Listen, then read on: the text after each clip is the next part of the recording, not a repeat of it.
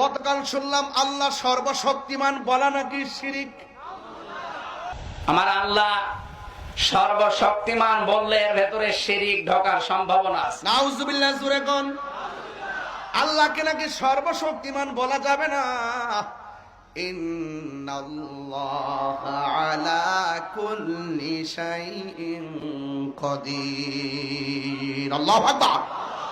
এত সুন্দর আকাশে উদীয়মান তারকারাজির মতন, আকাশ দীপ্যমান চাঁদের মতন, সকালবেলার সূর্যালোকের ন্যায় চিরন্তন সত্য আমার আল্লাহ পৃথিবীর মধ্যে যা কিছু আছে সব বিষয়ে সর্বশক্তিমান। কথা বলেন ঠিক কিনা? মাথা কি আউলাই গেছে নাকি?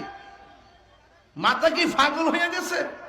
যে বলছে আল্লাহকে সর্বশক্তিমান বলা যাবে না, এই লোকটাই কয়েকদিন আগে বলছিলাম নবী শব্দের অর্থ সাংবাদিক। এটা 2 দিন পরে এক একটা ডেলিভারি দেয়।